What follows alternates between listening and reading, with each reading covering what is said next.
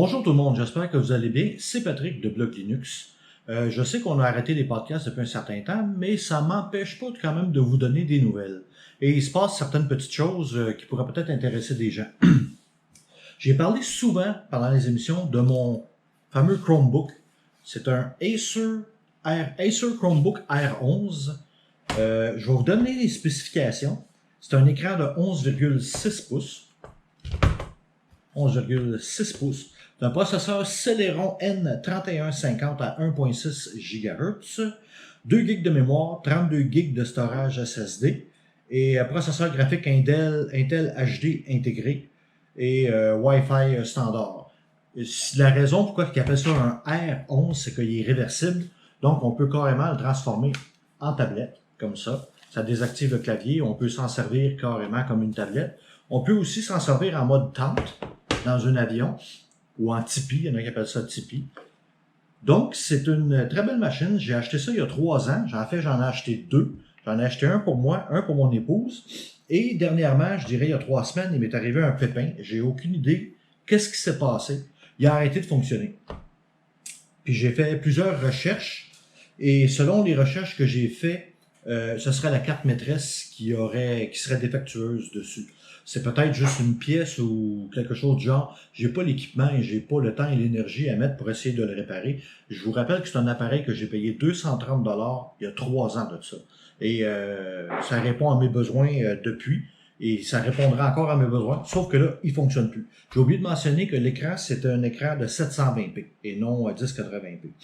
Donc, j'ai décidé de me faire un cadeau. Je vais peut-être voir qu'est-ce que je vais faire avec ça à un certain moment donné. De toute façon, j'ai 3 autres personnes dans ma vie qui ont exactement le même modèle. Donc, je peux conserver l'écran, je peux récupérer le clavier, je peux récupérer la batterie pour des pièces de rechange pour d'autres Chromebooks. Je me suis commandé, il y a 10 jours de ça, un nouveau Chromebook. C'est un tout nouveau Chromebook. Il vient d'arriver au Canada. Ça, je dirais qu'il est arrivé au Canada vers le 27 avril. C'est le Chromebook Lenovo Flex 5. Je vais vous donner les spécifications. C'est un écran de 13,3 pouces, pratiquement dans le même format que mon 11,6 pouces. Résolution de 1080p, mémoire de 4 Go DDR4, processeur graphique Intel intégré encore une fois, Wi-Fi, toute la gamme AX, et 64 Go de storage, et le clavier est rétroéclairé. Donc, je vais ouvrir ça devant vous. Je viens de le recevoir il y a à peine 1 heure. La boîte est assez grosse, mais comme on connaît nos amis de Amazon, le suremballage, c'est pas un problème. J'imagine que c'est une boîte emballée dans une boîte. Non, j'ai pas un beau couteau dédié au unboxing. Je vais faire un petit exacto. Je vais essayer de ne pas me blesser. Donc, ça c'est la grosse boîte Amazon. Du papier. Ah, voilà ce que je cherchais. C'est la boîte Lenovo. Je vous montre la boîte. C'est vraiment pas gros. C'est assez léger. Donc, je vais ouvrir ça devant vous et vous montrer la bête.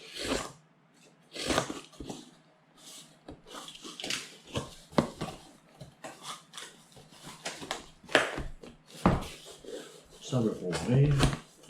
A little longer than a few minutes later. OK, on l'a eu. Faut aussi savoir que quand on commande un Chromebook, c'est toujours assez simpliste comme emballage. Avant d'ouvrir ça, je vais regarder ce qu'on a ici. On a le câble. On a un chargeur, je crois que c'est 40 watts. 45 watts, chargeur. Et un petit livret d'instructions, setup guide. Donc, je tasse la boîte. Comme j'ai dit, les Chromebooks, c'est souvent de l'emballage très simple. C'est pas à la Mac, disons. Oh boy, vraiment une belle petite machine. Je vais faire ça de côté. Wow. Première impression, très léger. Oh, wow. OK, on parle pas de la même gamme de machines. Donc, le couvert est en aluminium. Le dessous est en aluminium. Et je crois que le dessus du clavier, il est en plastique. Le trackpad, si je me trompe pas, il est en... Oh, wow, c'est vraiment beau. Regardez-moi ça, cette belle petite machine-là. Si je compare avec mon autre, juste pour vous donner une idée, j'ai un écran de 13,3 pouces sur le nouveau. Et ça, c'est l'ancien. Pour un écran de 11 pouces. Donc, vous voyez, là, le petit peu de différence qu'il y a me donne un écran de 13,3 pouces par rapport à 11,6. Donc, certaines choses que j'ai remarquées et certaines choses pour lesquelles je l'ai acheté, qui m'intéressaient beaucoup, c'est que, premièrement, il y a un processeur i3. Pas un M3, pas un processeur mobile, c'est un vrai i3 de 10e génération. Donc, c'est très nouveau, c'est très récent. L'autre chose qui m'a beaucoup attiré, c'est qu'il y a 2 grands haut-parleurs de chaque côté. Les haut-parleurs sont front-facing, donc quand on écoute du média ou on fait quelque chose, on a le son directement. Il semblerait que le son est vraiment bon. Il y a aussi un petit clapet pour fermer physiquement la caméra. Moi, je mettais toujours comme un bout de tape noir par-dessus la caméra. Celui-là, il y a une chose mécanique pour fermer et cacher la caméra.